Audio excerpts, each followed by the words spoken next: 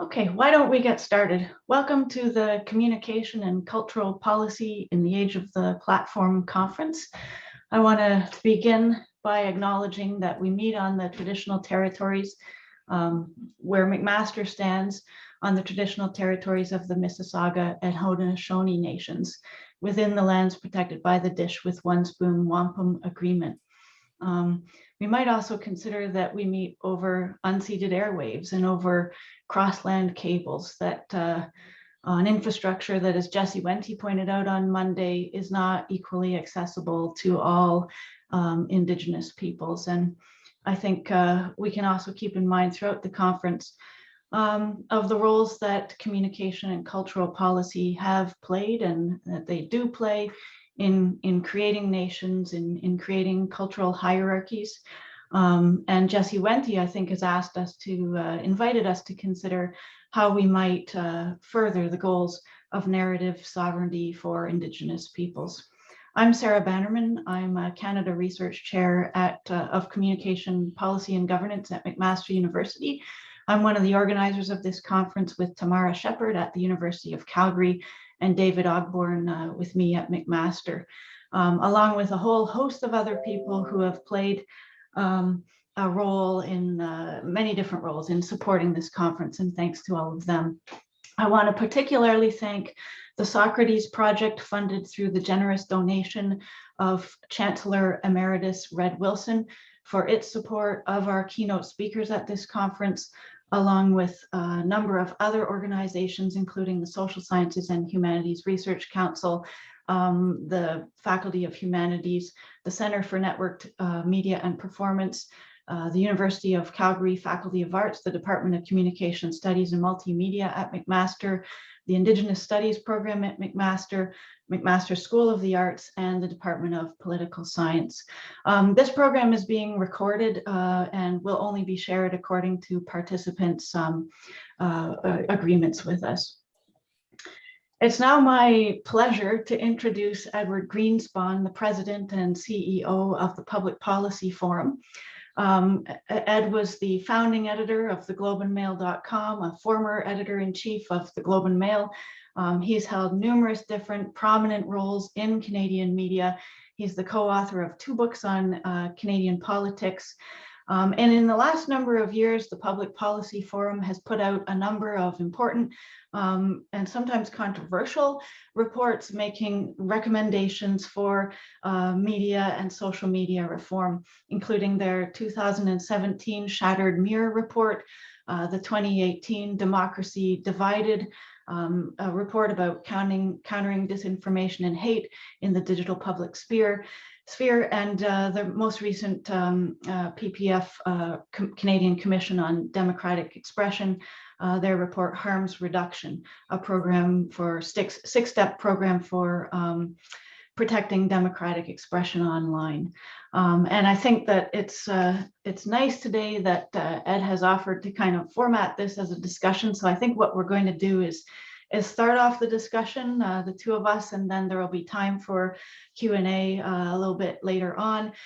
So please do put your comments and your questions and thoughts in the chat, and we'll come to those in a little while. I certainly hope there's a lot, because there's lots to discuss. And I just want to start off, Ed, by asking you, first of all, what is the Public Policy Forum for those who aren't familiar?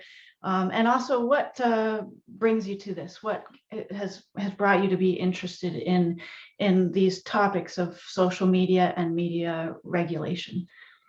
Okay, well, thank you, Sarah, for that. And I was interested that you said a lot of the work we've done has been controversial. I hadn't really thought about that previously, although there's nothing obviously you can touch with the nexus of news and media and government and free expression that doesn't automatically become controversial, because these are really difficult policy issues. They're the most sensitive policy issues in many ways that I can imagine in a democracy.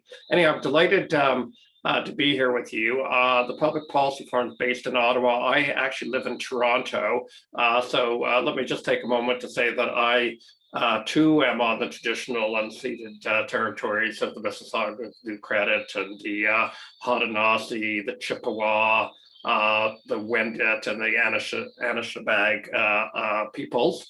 And the Public Policy Forum is a think tank that works on applied policy issues. It tries to get different parties together, marrying research and convening, if you will. And our interest and we have 5 or 6 areas of interest, including future of work and Indigenous participation in economies and other issues of that sort. This work falls into our healthy democracy, good governance bucket, if you will, and it started in 2016. It actually started 3 weeks before I joined the Public Policy Forum, in that I got a call. At that time I was still at Bloomberg News. I'd had left the Globe and Mail. I was working, sort of shuttling between Toronto and New York City, and I knew that I was going to the Public Policy Forum. But I got a call from somebody in government, in the public service, who said, we're apprehensive. I remember these words. We're apprehensive that sometime in the term of this government, we're going to be called upon to give advice about the future of news. And we don't know anything about the future of news. We've never wanted to be seen to knowing anything about the future of news for the very controversial reasons that we're talking about here.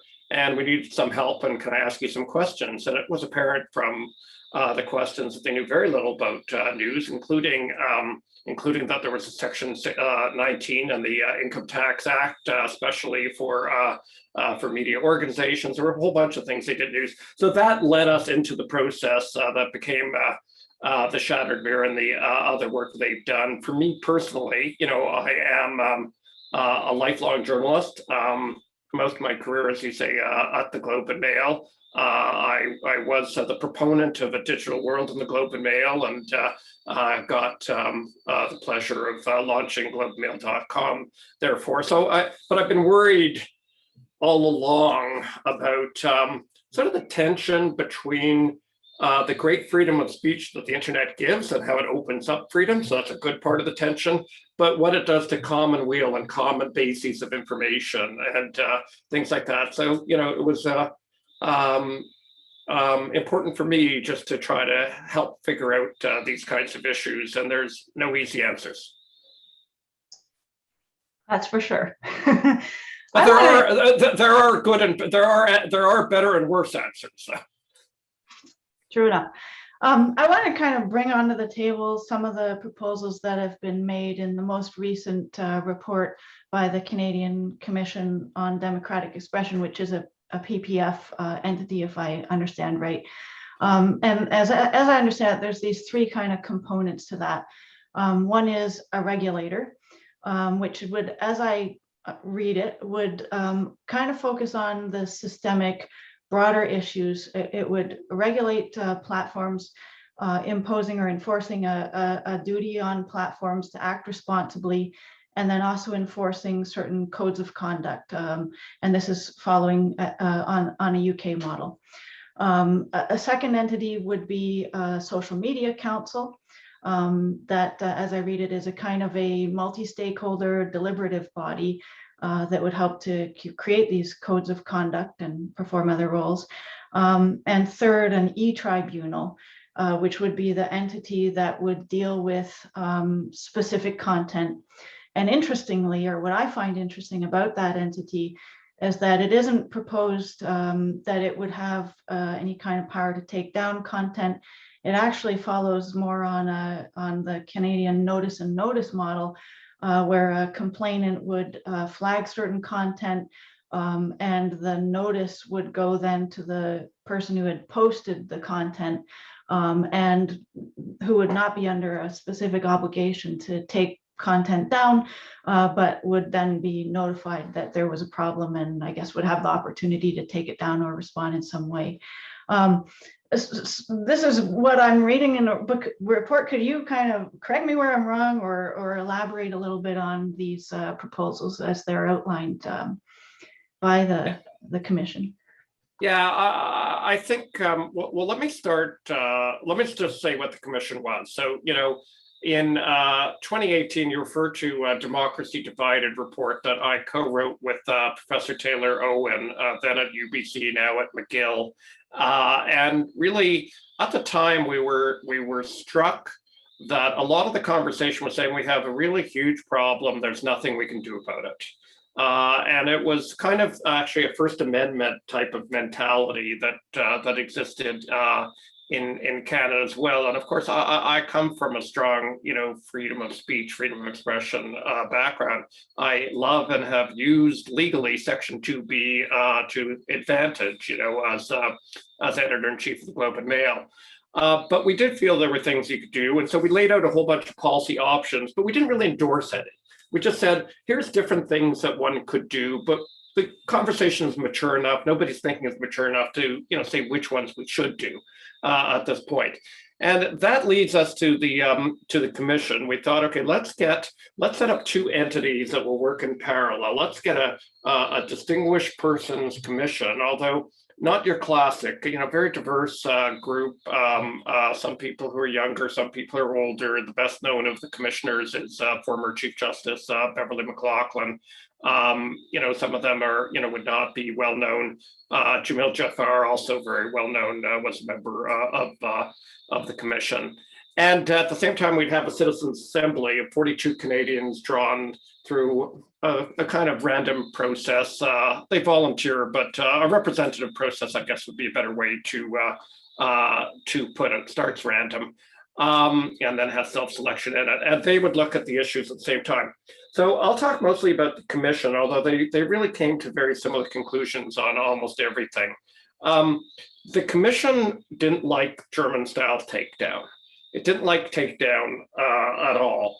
And, it was concerned about over-censorship. It was concerned about micromanaging content. It was, concerned about those kinds of effects.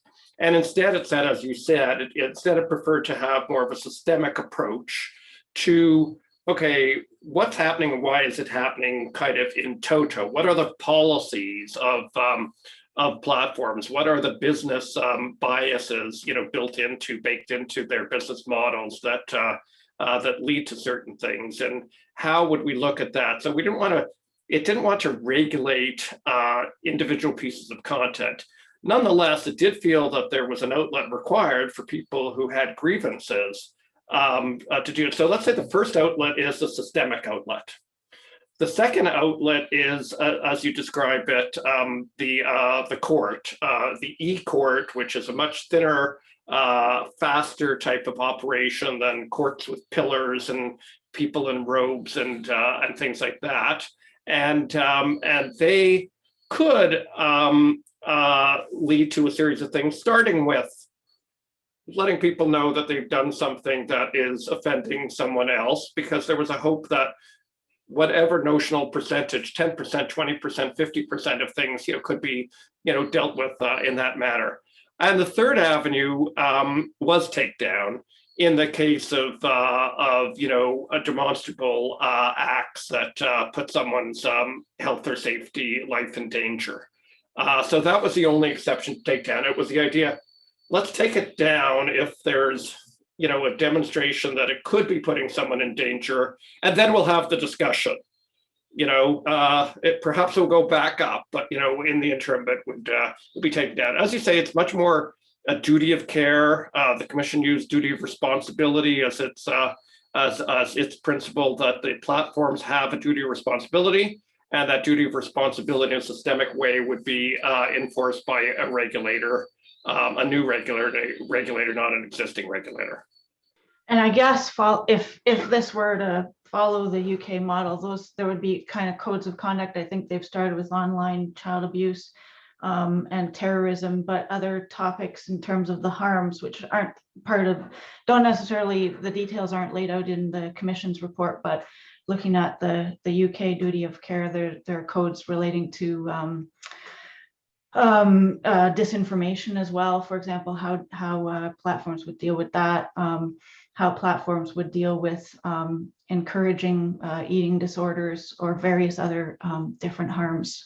I want to ask you, okay, so there's certain harms that I think were in the forefront of your minds or the commission's minds in putting together this set of recommendations. And of course, this is part of the PPF's program dealing with, I guess, healthy democracy. And so I kind of want to ask, like, there's lots of groups that want to regulate social media for various different reasons, whether it's traditional media who have their interest in, I guess, maintaining a piece of the pie, whatever, Canadian content industries who have interest in furthering Canadian content regulation online, copyright holders who want to regulate the sharing of copyright content, security and policing groups who have interest in law enforcement online, or very moral majority.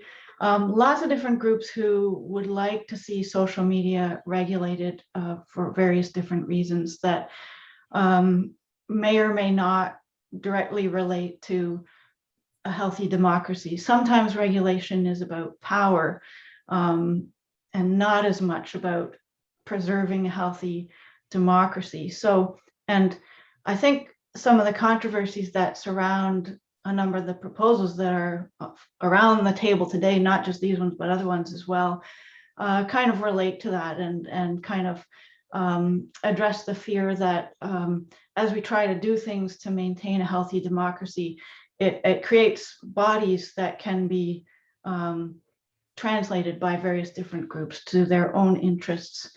Could you respond to some of those concerns? Okay, well, you touched on an awful lot of concepts. So let me go back to the earlier part of what you're touching on, and I don't mean to be skipping out on any of it. So if I drop part of it as I'm going, please, feel free to remind me. So, harms is an expression that should give everybody pause. As is the idea that you said about people who want to see social media regulated. Well, nobody should want to see social media regulated. Nobody should want to see expression regulated in any way. Having said that, there are things that we've deemed to start with as a society that are unacceptable. We've decided that hate propaganda is unacceptable, and we do regulate that through legal means, if you will. We do regulate child advertising through legal means. We do regulate legitimate advertising in election campaigns. We don't have the same free-for-all that the United States has. So, as everybody in the audience knows, we have both Section 2B of the Charter and Section 1 of the Charter, and we do have reasonable limits in a demonstrable fashion, et cetera, on expression in Canada. And there should be a very, as there is a very, very, very strong onus that there's a reason why Section 2B would be overridden, but we have accepted as a principle that is possible, it is acceptable. So we have this problem around democratic expression, I guess, that, what is the lesser of the evils is the misogyny that goes on online and drives some women offline and drives them out of the new digital public sphere. Is that a good outcome or an acceptable outcome of free speech? For same issue for Indigenous people, racialized minorities, and a whole bunch of the people who face that kind of those kinds of issues. I think some of them are easier than others. Child pornography is an easier issue for us to get a social consensus around, and we already have that. So that's one set of questions, it seems to me. What is a harm, and what is a harm that we want to do something about? And several of them are already addressed in law. A second question is who, we do regulate. We already regulate. We regulate through terms of reference. Facebook regulates. Others, social media platforms regulate. So who do we want to be regulating, and in whose interest do we want them to be regulating? With what kind of transparency do we want that regulation to happen?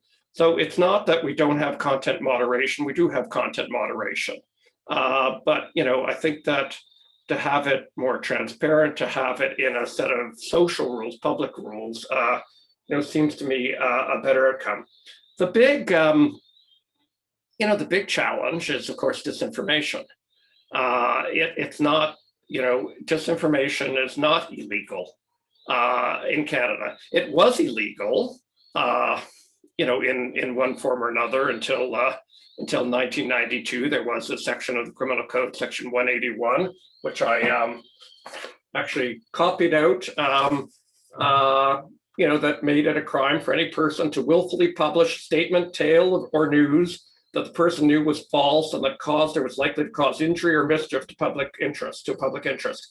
Now, I'm not suggesting we should have a Section 181 back, but I'm not suggesting we shouldn't either. I think actually we should have, that should be part of a public debate, and that would be a pretty radical thing to say disinformation should in some way be illegal if it crosses a threshold of knowingly, willfully causing a mischief to that harms the public interest. So I think we should have that conversation. Section 181, by the way, was ruled unconstitutional by a 4-3 vote of the Supreme Court in 1992. So it was 2 justices were not on the case, and it was a very close vote at that point.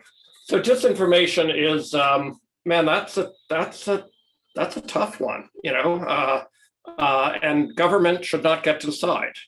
The government of the day should not get to decide. If it, need be, it should be the courts as it is in other issues. But I don't think there's anybody who wants government to decide what is or what is not permissible. Now, your point about power,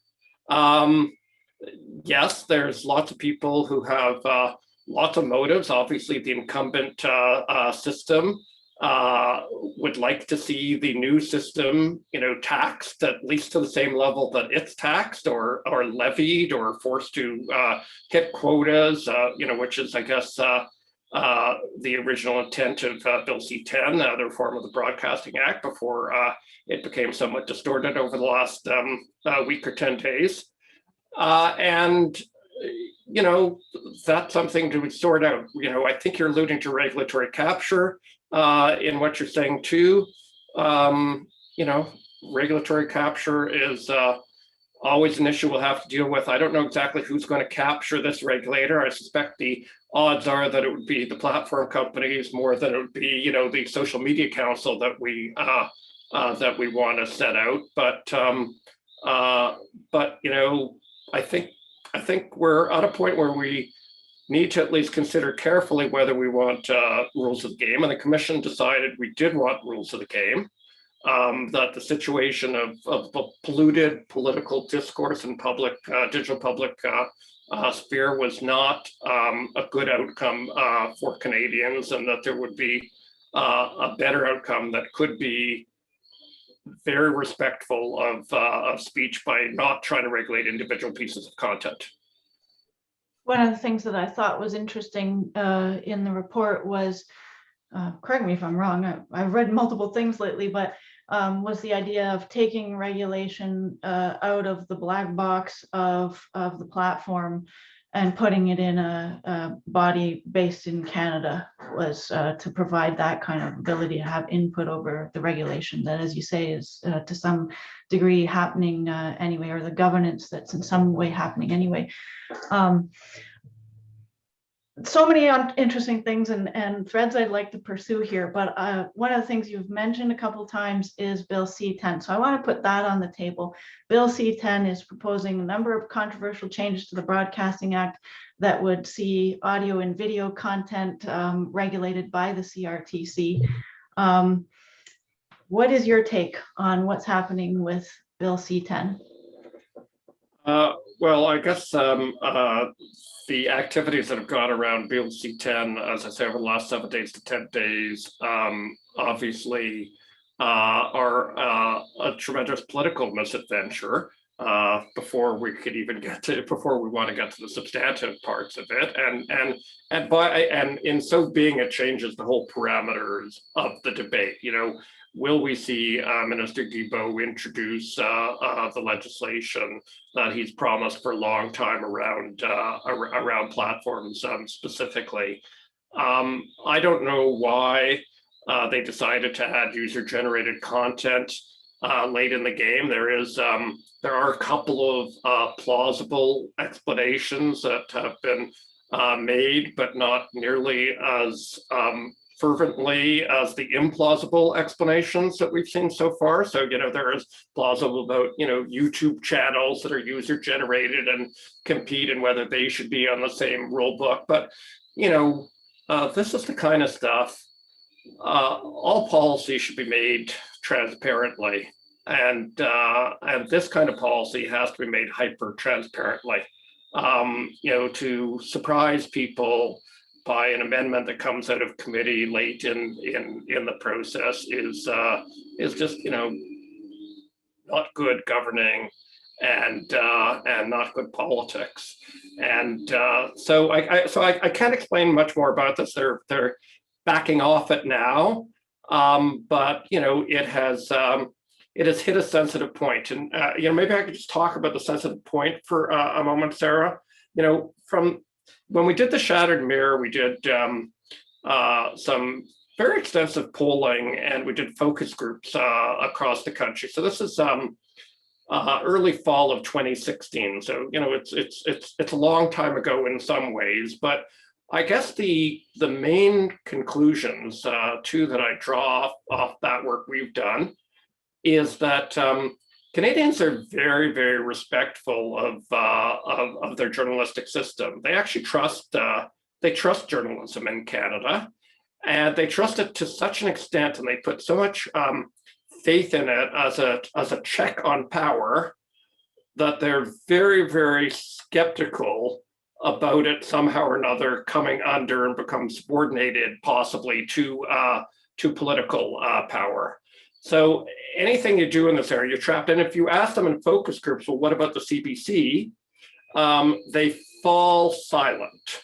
It's not for them to reconcile this. They're just uneasy by the idea of government being influencing that check that they see, that accountability function that they see from media.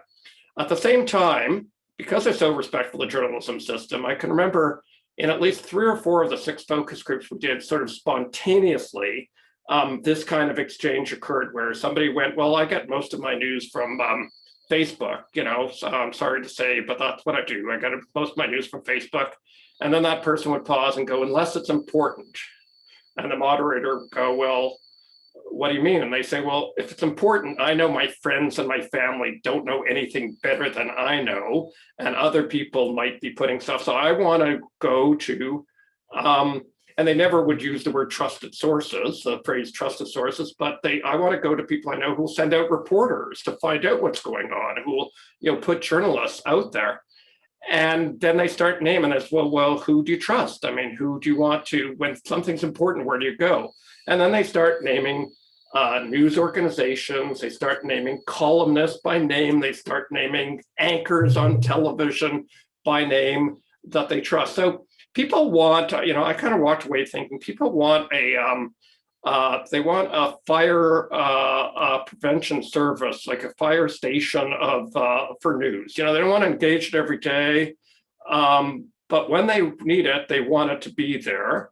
And to be there, they want it financed, and they see a public service in it, but they don't want the government running it. And so we try to reconcile that in some ways by giving government what we talked about as the lightest and shortest touch possible, which is set up a system to move some money around in the system from distributors, the Facebooks and Googles, et cetera, of the world, to the producers of news, and not just, we're very careful that not just incumbent producers, but the startups, the innovators, the new producers. The key was, do you produce original journalism of a civic nature? End of question. And of course, someone has to judge that. That's a controversial thing too, but someone, not the government, needs to judge that. And the government did set up a process really driven by academics as much as anyone to, pass those kinds of judgments in the border management. I don't think we have any doubt that the Hamilton Spectator and the Globe and Mail and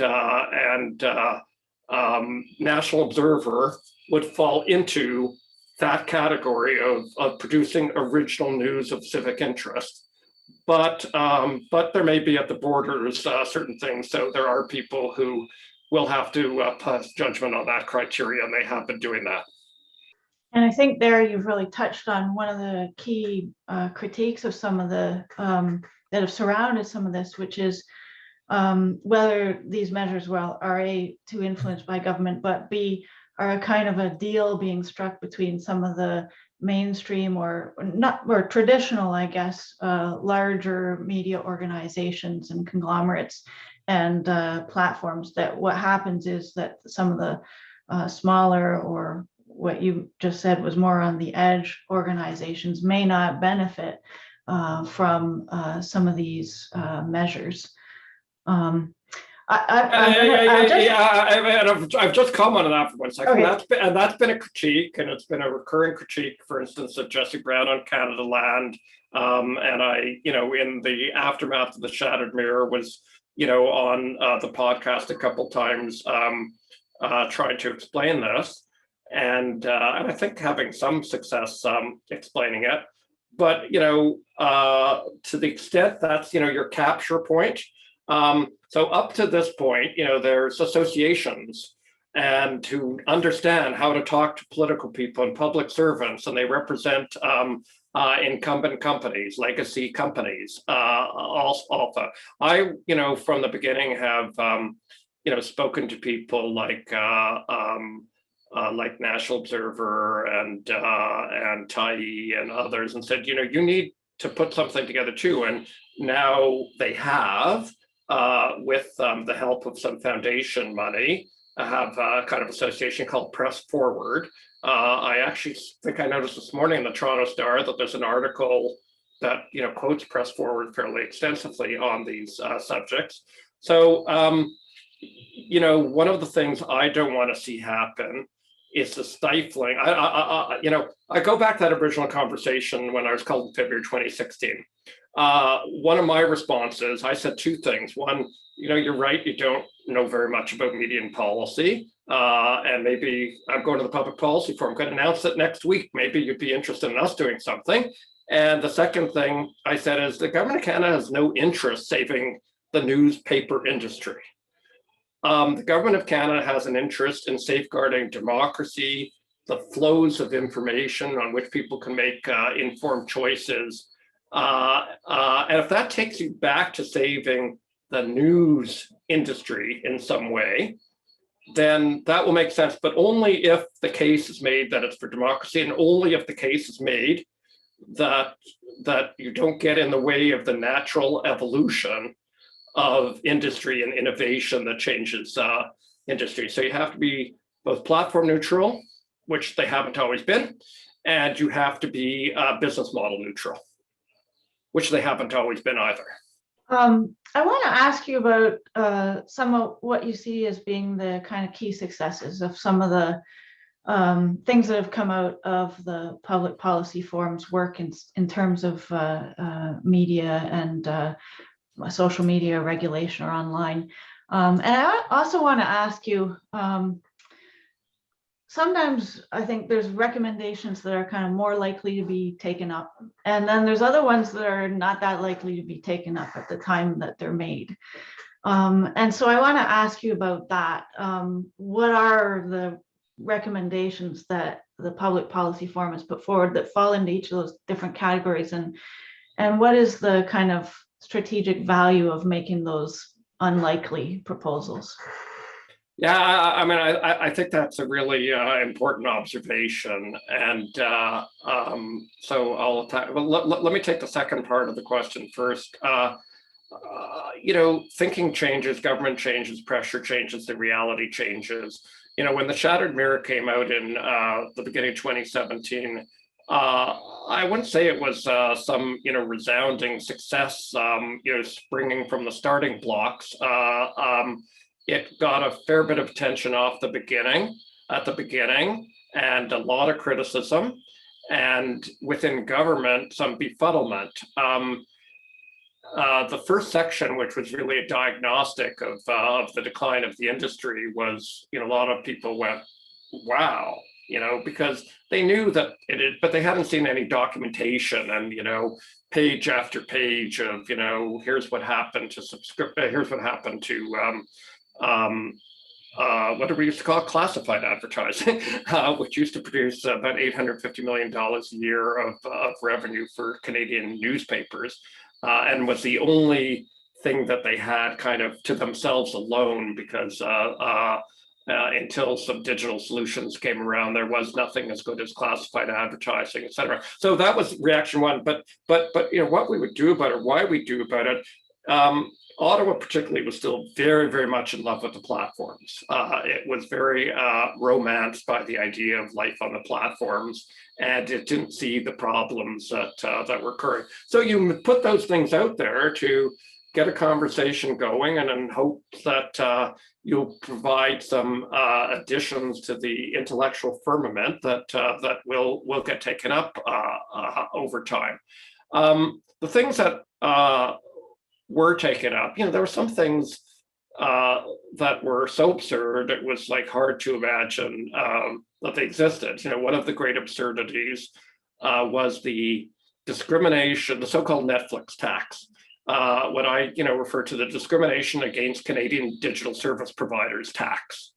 I mean, it was unbelievable to me that Canadians would have to pay, Canadian businesses providing services would have to pay a tax. If you wanted a subscription to Logic, you had to pay sales tax, but if you wanted a subscription to New York Times, you didn't.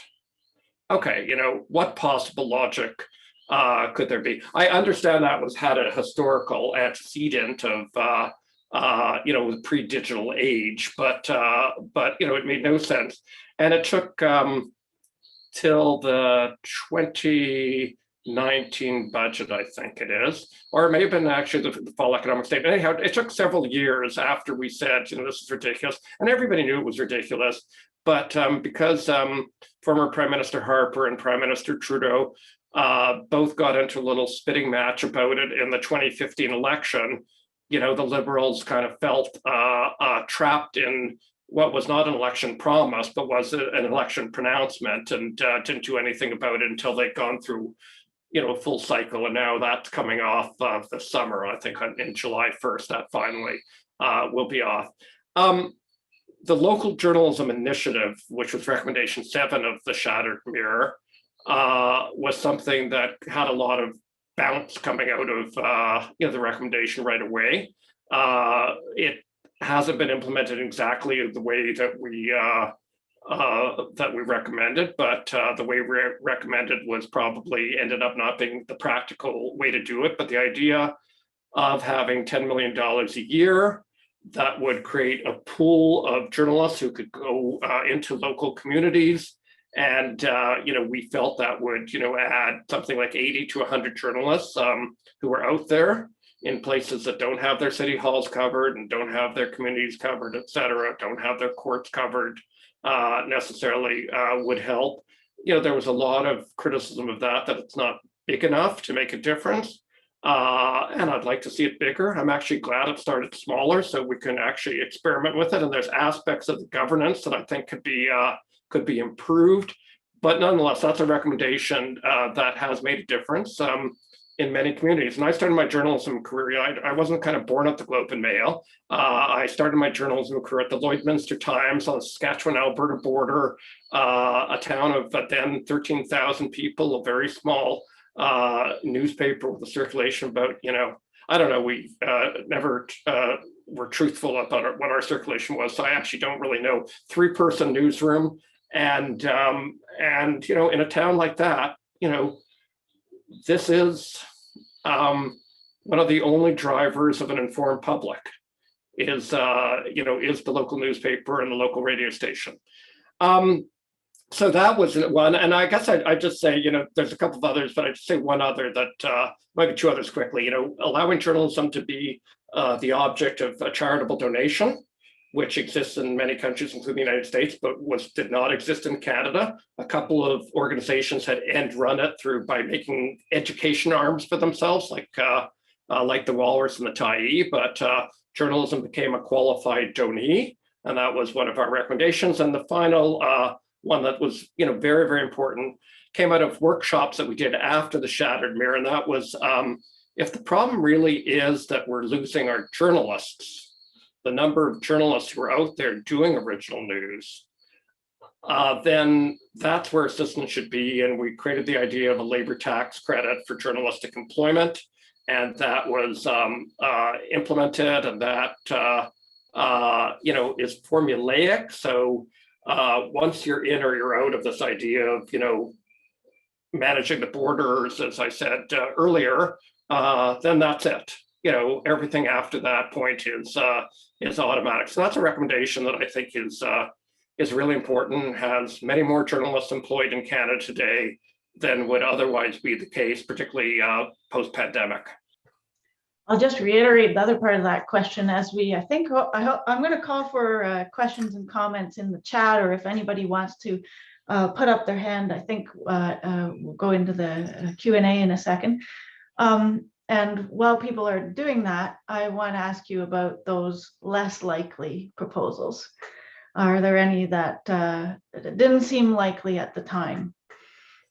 Yeah, I guess, the number one proposal, so the sales tax was number two. I've given numbers to some of them. I guess there were 12 of them all told. The last three had to do with the CBC. But the number one proposal, which, frankly, I wish I had it to rewrite because we didn't explain it very well. We got way too complicated and intricate about it, as if we were public servants ourselves. So I regret that. But essentially, it amounts to a levy on digital advertising, almost all of it, which is within the digital sphere. I just want to back off for 1 second and say, I don't begrudge Facebook and Google. A lot of people say they've stolen the money from the news industry and stuff like that. I think that's a ridiculous proposition. They came forward with a better business model, and advertisers went with them. That's great. That's fine. Unfortunately, they don't put much back into our system of democracy in some ways because of disinformation and hate online, et cetera. They perhaps detract, but they also allow voices that weren't heard before to be heard. So, there's some good and bad in what they do, but our recommendation nonetheless was, as with the cable levy, that there should be essentially a levy. We didn't call it a levy per se. I would call it a levy if I did it again. Essentially, it'd be a levy, let's say like the 5% levy in cable, which would produce, at that time it would be about $300 million a year. Now it would be, a higher amount than that as digital advertising has grown. So for companies that were selling digital advertising over a certain threshold and not investing in news in Canada, they would be subject to this, and this money then would be redistributed into the system. That's a recommendation that didn't fly. Although in the latest budget, there's a digital services tax proposal of 3% on certain digital companies that kind of amounts to a similar thing, except it's not a tied tax. It's not a dedicated tax as we were suggesting. Some people think it's better not being a dedicated tax. So that's a fair argument that reasonable people could disagree on. So that's one that didn't fly for sure.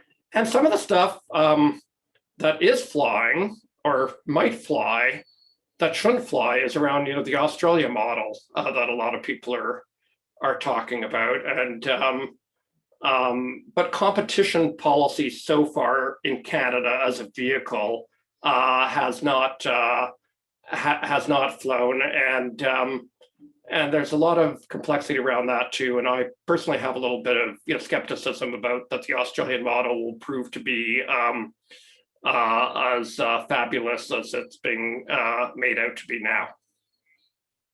Okay, we do have a question in the chat, and again, I invite everyone to put questions or to put up their hand.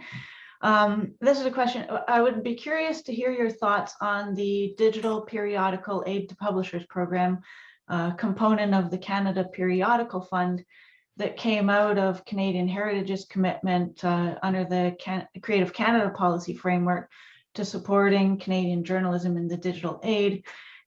What is your impression of the new business models adopted by papers like La Presse, which now are charitable entities and that continue to deliver free content through the website and app?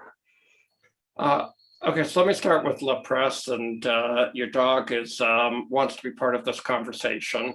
I'll start with La Presse, and look, I think La Presse is a very instructive story of what's happened to journalism in this country and the problems with it. Throughout the 2010s, La Presse was, I would say, arguably the most innovative, incumbent organization in the country in terms of a news organization in the country in terms of what it was trying to do with its app and how it was changing the news business and stop publishing the paper first to Monday to Friday and then Saturday. It, along with Radio Canada, is the most important source of news in Quebec, of serious news. Journal de Montréal is bigger, but is a very classic tabloid in a way that we don't have in English Canada, and thankfully. And so they were very brave, I thought, in innovating. But the Desmarais family were losing tens of millions of dollars a year, and they didn't want to. I suspect that if we still had a federalism, separatism challenge in Canada, maybe they would have stuck with it. But given that issue isn't as great, they didn't want to lose tens of millions of dollars a year.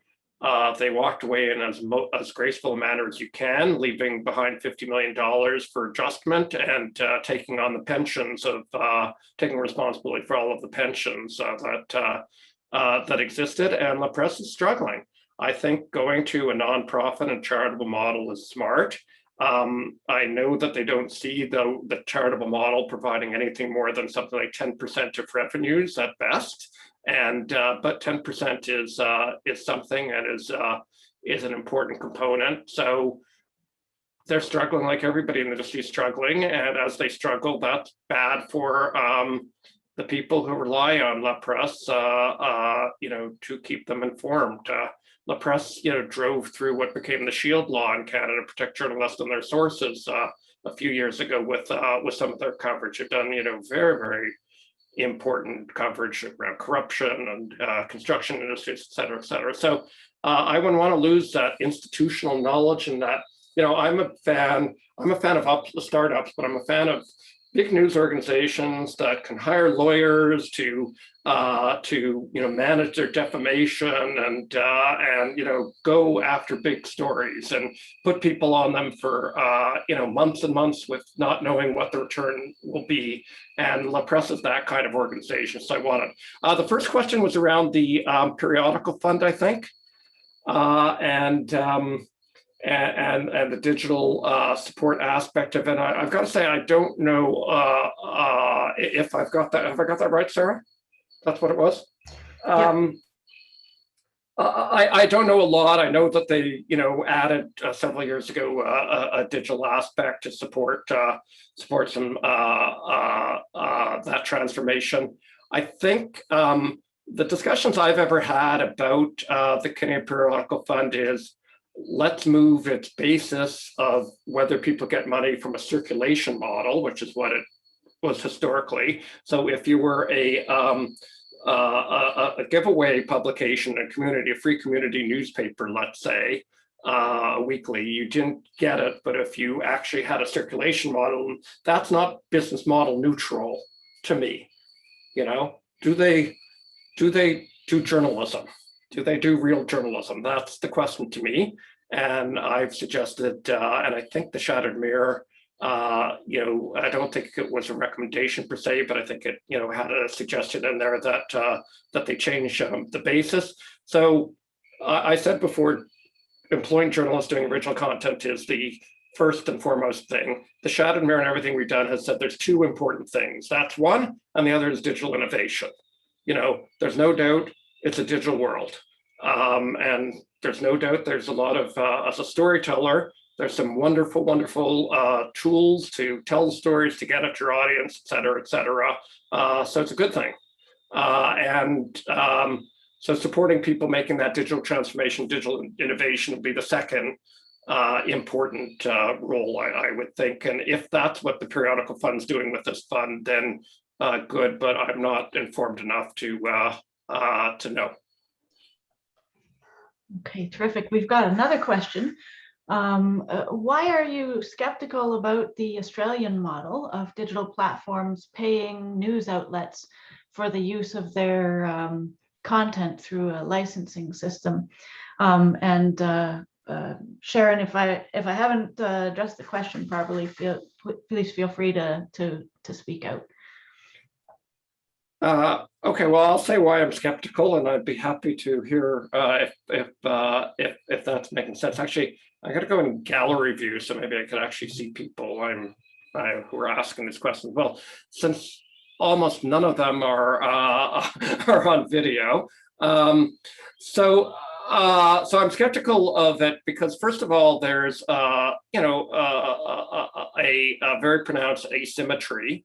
Whether you have the government providing baseball style arbitration, still there's a great asymmetry between the sides of the organizations negotiating, and I think that will produce a bias in it. Secondly, those organizations, the large organizations, Google, Facebook, et cetera, will favor large organizations. Large organizations like large organizations, and they also want, if not global reach organizations, at least national reach organizations. So I think it disfavors local, and it disfavors startups.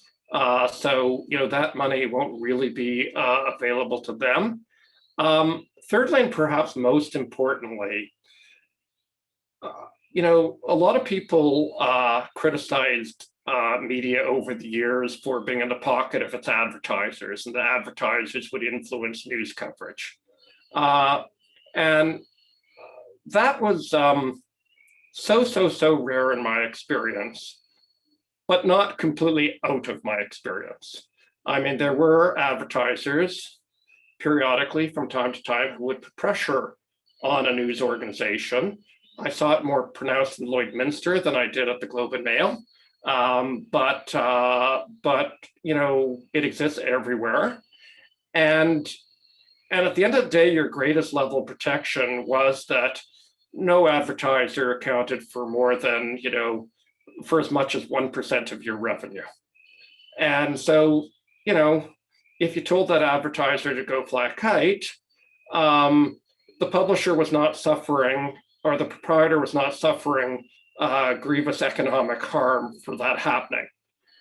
It seems to me very possible that the kinds of deals that we're looking at in Australia, that large platforms could be responsible for 10, 15, I'm just taking these numbers notionally, but they don't seem unreasonable to me, of revenues of a company. And therefore, they will exert a kind of pressure that they can influence news coverage one way or another. We're already seeing this in money that's being handed out through funds, where organizations, you talk about regulatory capture, well, this is a form of capture as well. And I worry about the Australian model just, creating a flight path to capture, and capture by some of the most powerful organizations in the world that need to be scrutinized in a fair and balanced and aggressive manner. Okay, we've got quite a few questions coming in, so I'm going to try and read some of these out. There's a question being raised about banning political figures. The news about Donald Trump this morning, Aaron O'Toole, Justin Trudeau, Maxime Bernier. That topic of Facebook or social media companies banning politicians or people has been raised. There's also a question, is the targeted advertising of platforms a better business model than mass advertising, or is it actually the root of the problem? Based on the platform's knowledge of sale of users' behavior and sale of users' behaviors and beliefs. I got another question here from Dwayne Winsack. This one's a bit longer. Okay. Can I just only do two? Sure, one at a time. Okay. I don't think I can keep three in my head. We'll come to Dwayne's in a second if we would.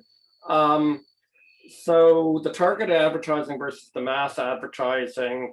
Targeted advertising is a far superior system for advertisers. It's very efficient. I mean, news organizations over many years have tried to be more targeted. Tried to say, okay, people who are buying cars, we have so many people who are apt to buy a car, but to actually have people who are out there shopping for a car now or beginning to research a car because that online is much more efficient. But yes. It is a root of a problem around data that companies have on people, and such deep knowledge of what they're up to. I think we all find things spooky. When you say something in your house and then you start getting delivered advertising on it. There's a lot of stuff that is externally invasive, and if it was government, we would probably rebel about it pretty quickly. I don't understand why we're actually more accepting. Well, I shouldn't say that. I do understand why we're more accepting of the private sector. I just don't think we should be accepting either. The private sector does not carry the instruments of coercion that governments potentially do. So it is clearly a root of a problem in how we manage data and sovereignty over our own data, et cetera, informed consent, et cetera, is a critical right, that belongs with us as individuals. I'm sorry, what was the other question? I think the other topic was about banning political figures. Oh, yeah. So did something happen this morning? You said this morning. So if something happened with Donald Trump today. Facebook Oversight Board decided that the Trump ban could stay in place for now, but they think it should have a time frame.